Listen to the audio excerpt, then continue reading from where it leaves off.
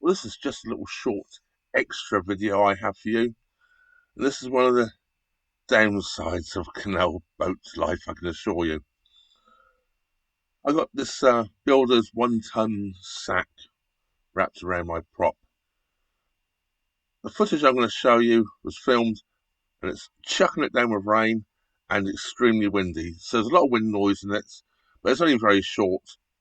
Hopefully you can put up with that little bit of wind noise just to see what actually happened. And this was a 3-hour ordeal for me. It took me 3 hours to get this undone from around the prop. When I picked it up, of course, I put the engine straight out of gear, out of drive, and I coasted straight across the canal, straight and hit into a load of trees. Well, I managed to get the boat poled back across to the towpath side. There's no tow, you couldn't get there, it's all reeds, so I just basically pushed the boat into the reeds. Fortunately, no boats come along. I went down the Weedhatch and this is what I pulled out. By the way, what you're going to see is completely unedited. It's only a minute or so long, but it's exactly as I filmed it.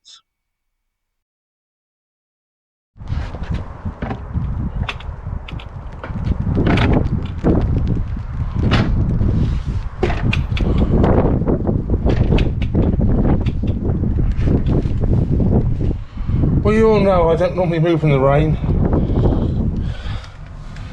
Well, I was moored under some trees and the wind picked up, and I hate being under trees when it's windy.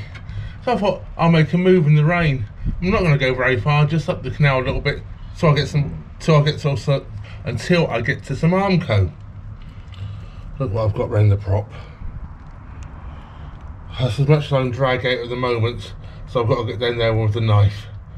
Oh dearie me, oh. This is hard work. It's just so thick, you know. I know where this has come from. Just before I got this caught up in the prop, I just come past the building site. That's where it's come from.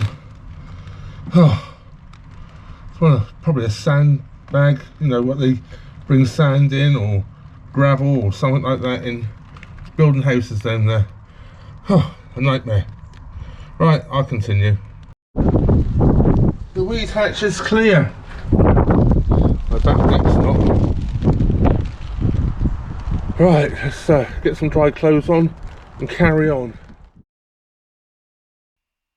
Well, unfortunately, that is one of the less glamorous parts of boat life. Yeah, nobody likes to have to go down the Weedhatch, but unfortunately, we all have to do it from time to time. Fortunately, my Weedhatch is quite accessible, so it does make it a little bit easier for myself, being quite a large person, to get into it. Some boats, I don't think I would even stand a chance of getting to the Weedhatch, let alone getting anything out. But anyway, as I say, that I picked up between Tamworth and Hopwas, going past the building site there. Well, that just leaves me to say, of course, thank you very much for watching. Trevor out.